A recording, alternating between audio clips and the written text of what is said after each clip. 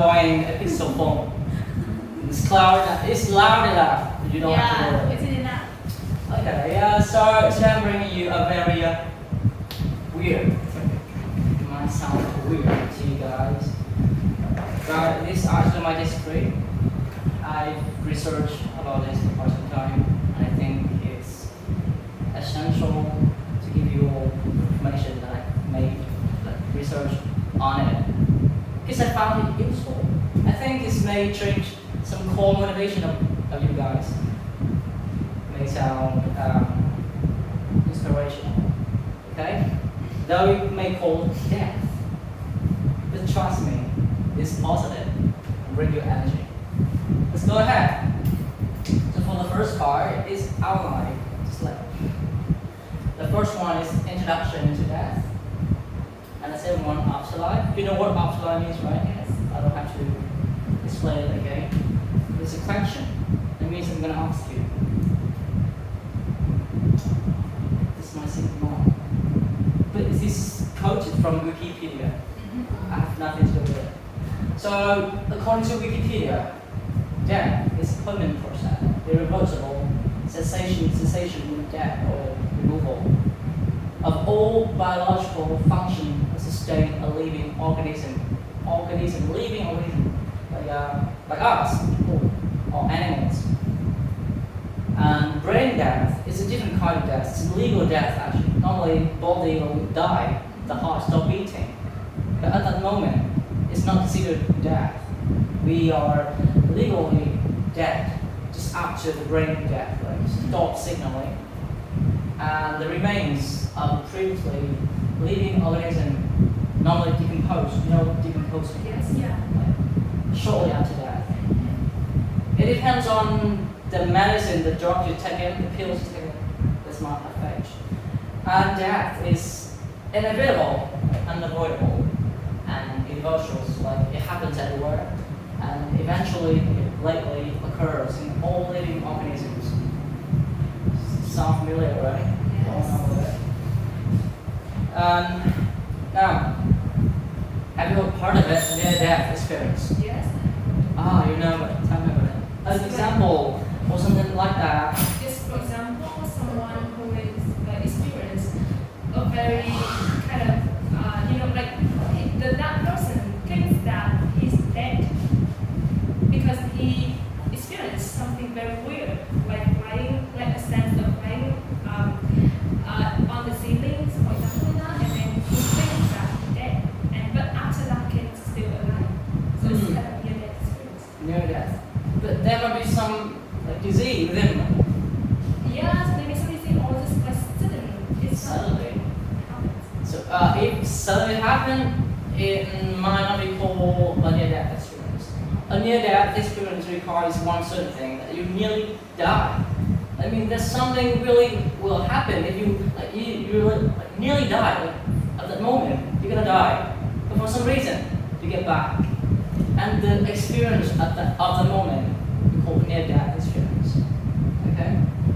Now, let me tell you an example about Anita Johnny, the author of Dying to Be Me. I put the link here, and we can watch it later. But now I'm going to tell you what's the experience with her. So she got cancer, and then that morning when she came to the doctor, and the doctor told her that this is the last morning you can survive. You have only several hours to live, and after you will live this life forever. Okay. She had a tumor inside the body, a kind of cancer, and after an operation, she got that near-death experience. And of course, lately she had a chance to tell us all of us, people around the world, about the feeling. And at that moment, when she nearly died, it's not like you may imagine. She might not see anything, but she feels everything. What do you really feel? At that time, she might consider like death. Heart stop beating, brains may stop functioning, but she still knows what's happening around her. She still knows how her husband feels. She still knows that out there, 1,000 miles away, a brothers is hurriedly coming to her because you heard that she's gonna die. Yeah. But the most important thing in here is she knows it, she feels it, don't feel it. Her eyes are closed, her heart still beating, and her brain stops functioning. And after that, she wakes up. Of course, she wakes up. This is the weird thing. After she wakes up, she recovered very fast. After several weeks, she got cancer free. She returned home. And in a TED talk, she talked about her near-death experience. And at that moment, she told us that she should be dying. She should die on February 2006. This could be 15 years ago. But she's still here. And in TED talk around, and she talked about it. So the problem is, what is her at the moment? Her heart is still beating, her brain is not functioning, and literally, she died. But she still can feel. And the people around her lately confirmed that what she feels is correct. And it's not just one case. There are many cases like this. They all share the same feeling, the same experience. Okay, this is just an introduction. Now get to our point. I've told you about near-death experience, right? So, the same one. Before we get to the straight point, I'll bring you a law, absent, verb, presence. You know what absent means, right? And presence. And we do have a law that we can prove that something exists, but we cannot prove something that does not exist. Do you think so? Let's try. Okay? How do you prove something exists? You? I can see. You can see it, right? Yeah. Like to prove a table exists. We see a table and it exists. Easy, right? Yeah. But proving the negative side is not easy. Try. How do you prove something does not exist? How? It doesn't exist how. Just until we find it and it comes to the remote side. Right? That means when you do not see it, this doesn't mean, it does not mean that it does not exist. It may still exist, but you don't know, just don't know. Just until, okay? So this is quoted from book.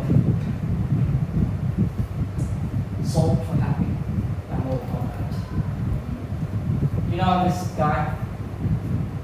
Maybe you don't know. I'll tell you later. Okay. Now let's come to another side. I think belief is in and afterlife just wishful thinking. There is no reliable evidence for it. And it flies in the face of everything we know in science. You know what I mean? So basically it means afterlife is kind of a joke. There's no afterlife at all. And flies in the face of everything we know. Like it's clearly, it's obviously, there's nothing to think about it. It's clear, right? It's crystal clear. No afterlife. So one say, we cannot prove something does not exist. But one say, yeah, afterlife does not exist. You know what I mean? Yes. This is from Stephen Hawking, a physicist, a very famous physicist. You don't know? Okay, let's try to improve background knowledge. Okay, this is just background knowledge. Stephen Hawking, in the book Brief Answers to Big Questions, and it's quote from Apple Books. This is the kind of book, and I read it from Apple Books, and then I copied it and had a quote. Alright, so we don't know if afterlife may exist or not, but I know we cannot prove if it does exist or not. If it does exist, we can prove it. We cannot prove the negative side, alright? So this is the first law. Let's come to the second question. Is there a God?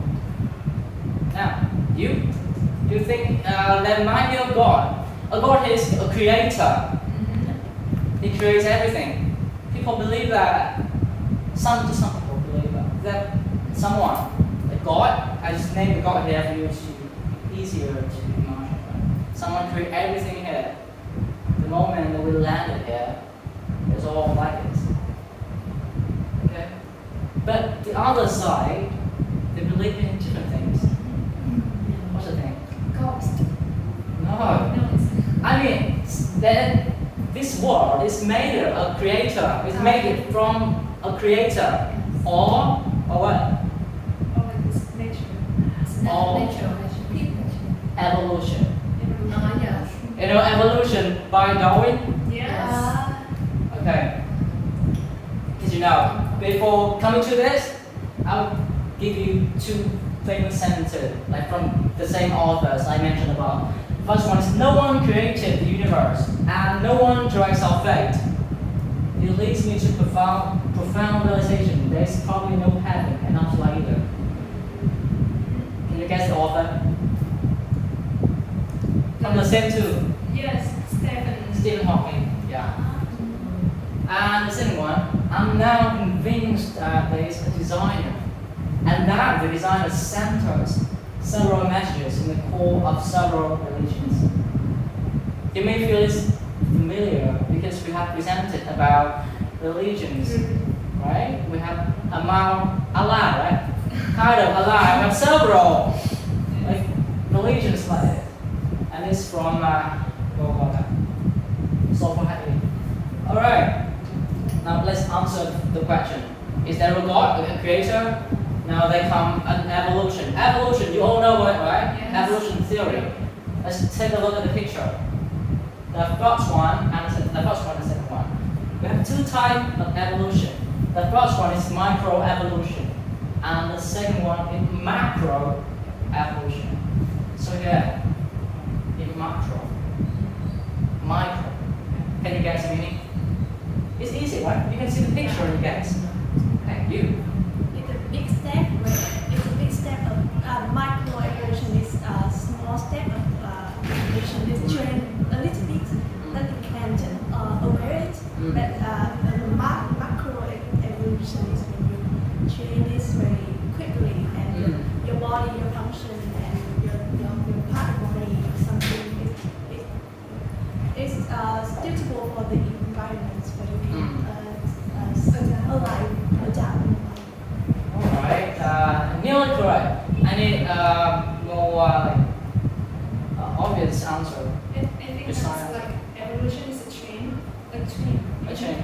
Yes, so the difference lies in the initial point and the outcome, I mean the last result. Okay. And in macroevolution, in the first picture, the initial point is totally different from the outcome. Like it seems like there's no relationship between them. However, in the second picture or in macroevolution, they still share some common points. Like they still have, you see the lines among them, right? So it Yeah. still have some each of the same features. That's right.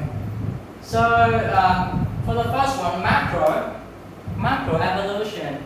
So this is it was assumed both of it was assumed the evolution by Darwin. But the problem is people just see this microevolution. Now let me explain it. Macro is the evolution that happens like we all have the same root. We start from a single cell. And a single cell evolves to a double cell and multiply until we turn to this kind of organism. And this organism, by time, turn to this. Okay? And literally, after years and years, billions of years, we turn to human. And we all start from one single cell. It's macro, chain totally. And the second one, micro. We still observe it nowadays. Like a dog can evolve to a great dog. Then a dog remain a dog. Yes. A dog cannot be a lion. A cat, just like a cat cannot be a lion. A dog cannot be a wolf. Things like that. A dog will be a smarter dog with the same variants. Right? Just It's micro. And it's seen everywhere, right? Like us, people like us. In the past, human is not smart this way. We are far more stupid. Actually, we have to admit that. But now we are more intelligent. Because we learned, we studied, we researched, and that made a huge background knowledge, right? So it's micro and macro. Why bring it here? Have you ever found a macro evolution? Evidence? A macro evolution's evidence found.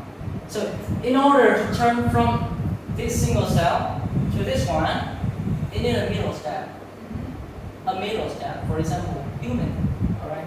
We start from ape. An ancient ape. An ancient crawl. And before we can stand, we need a middle stage. Where is the middle stage? Like we fold an angle of 45 degrees, for example, like this. And we may move like this, or our hands may be longer, kind of. Start from an ape to a smart, like a real human like this. We need a middle stage. Problem is where the fossils. Where that? We need evidences. Have you found it? You made a little bit of research on this. There's no evidences found on this. There's no middle stage. No, never.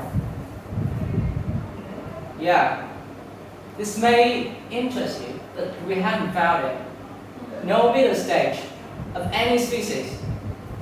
We can only prove this one, microevolution. But this one, just kind of a theory. There's no fossil fuels. Okay? Fossils.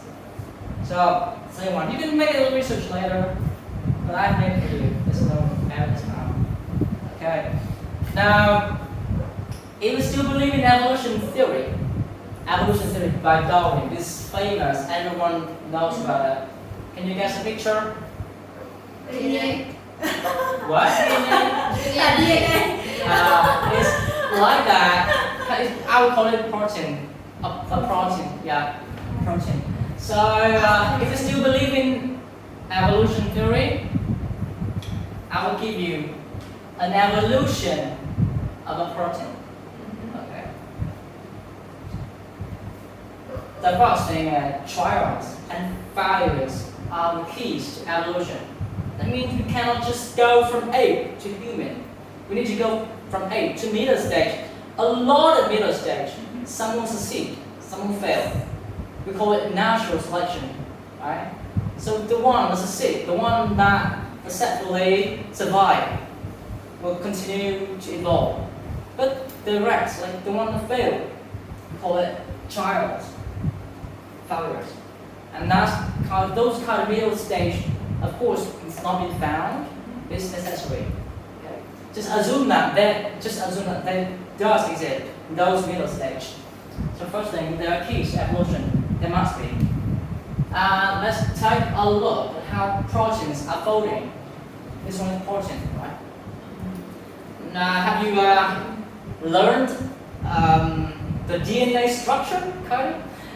Imagine that we have 30 beds, B-E-A-D, 30 beds. And DNA structure or protein structure is like we have 20 white color of beds, 20 white bed, and followed by 8 blue bed, and followed by 1 green bed, and 1 more like black bed. So we are all different because we have a different structure in it, and those kind of structure are unique, right? The things are no proteins folding. You know the word sun, they're folding. We all learned about it. And it's gonna fold until we find a stable structure. A stable structure that sustain. Can make protein sustain. Just like imagine this, my finger is the protein and I'm gonna fold into the stable structure. It's like this. You know what a stable means? Yes. It's not gonna be like deformed, stay the same. And we all need to have this. And in the case, if evolution does exist, it's gonna try, right? From a 30 string of bats, a string of 30 bats, it's gonna fold, okay? Like try to fold like this until you find the structure, the stable structure. And you know how long this is gonna take. It takes all the possibilities to form a stable structure. Can you guess the time? For one single protein to fold, to form its structure. Because if we are not created, if we are randomly evolved, right? We must try every possibilities. Can you guess? A year? A year? For a year? For a single protein? Try. Just give me a bigger number. A year too small. 1,000 years. Yeah, it's like a song, but it's not true. 100,000 years. 100. Wow, that's big. Okay, but it's still not enough. I'll give you a number. You know how long have our universe exist? No. From the time it started? Billions. In 30.7 billion years. 13.7 billion years. From the moment the Big Bang occurred, right? Until now, at that time. And the time for this single protein to find a proper structure takes Wow. 10 however 26 years for a single simple protein to form a stable structure randomly. Find all the possibilities. You believe in evolution, right? It needs its time. And you know how big it is? More than 1 trillion times longer than the age of the universe. How can it be? Right? We cannot randomly form a protein. It's just a single protein. In this world, there are so many things like this. So many. And this is a very small thing. A single protein in your body. It's all your body. Our body contains kind of 20,000 proteins like this. Okay? And it leads me to a very obvious conclusion. We simply don't have time to fail. So that means there's probably a kind of a map out there. And the single protein knows how to fold, knows its stable structure, and just fold. Simply like that. Right?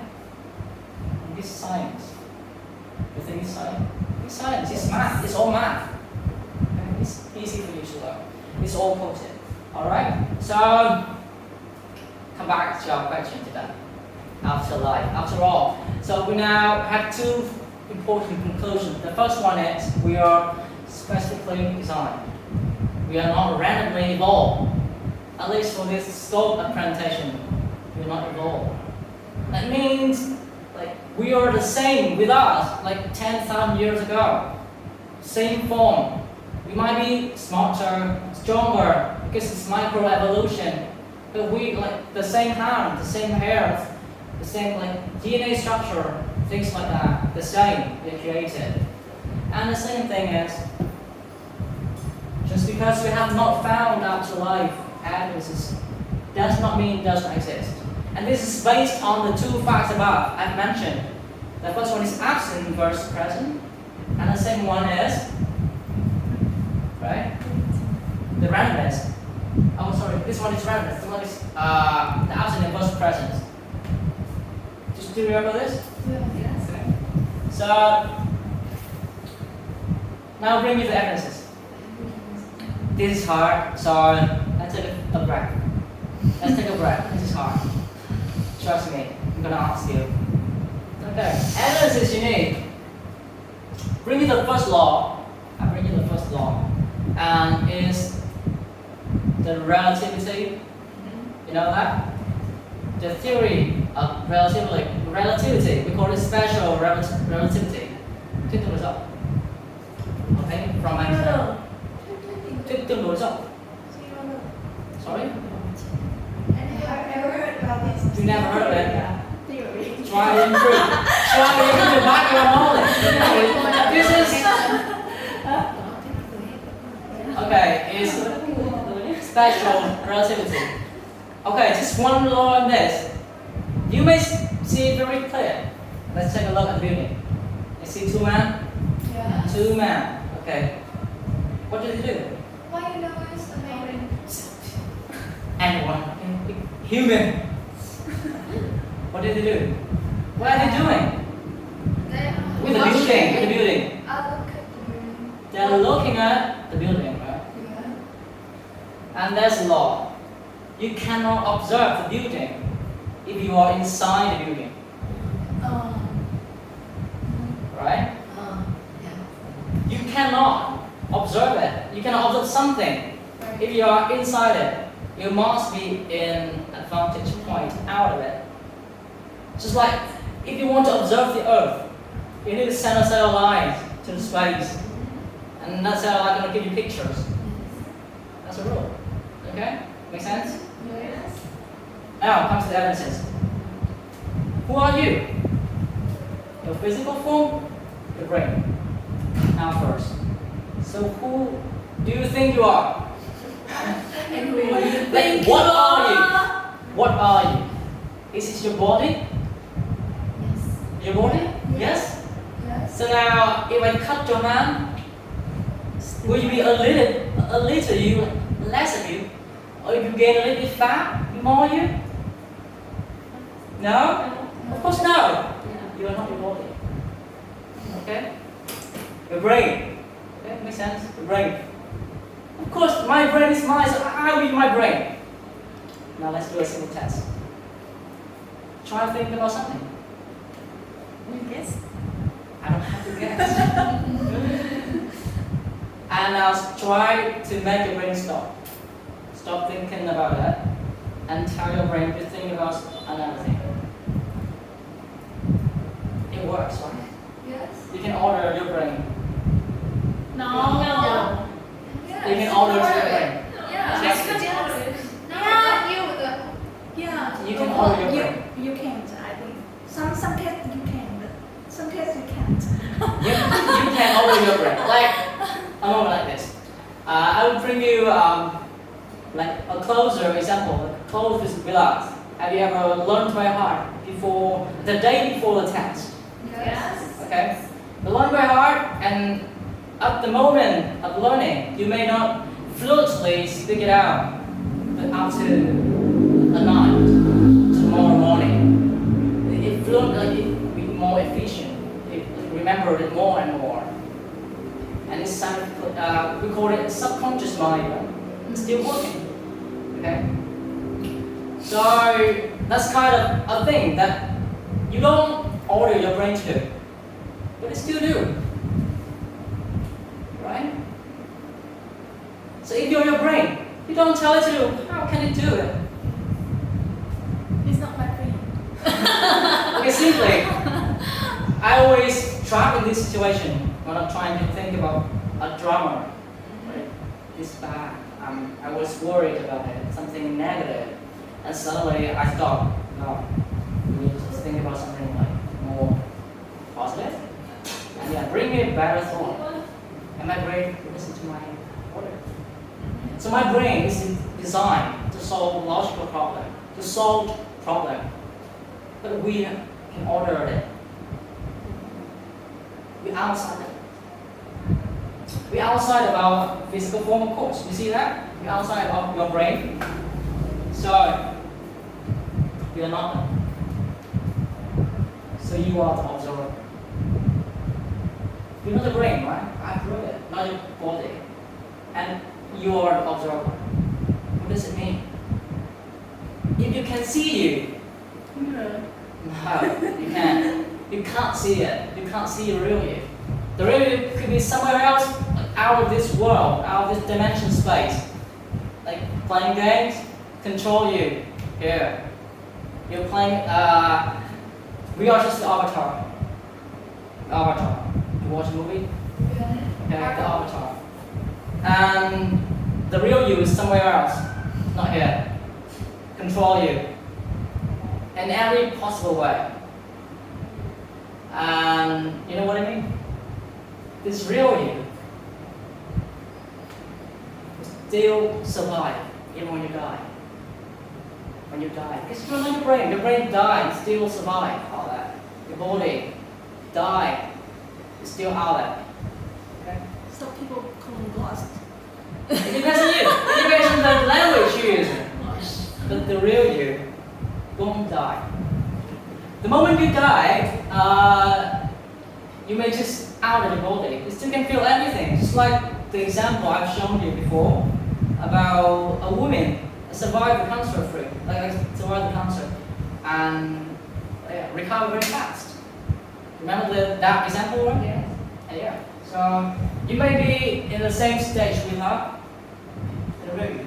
Like that moment, that near-death experience, bring her, the real her. Okay. So it's my presentation. I hope you enjoyed it, and thank you for watching. What do you think about it? Question and answer.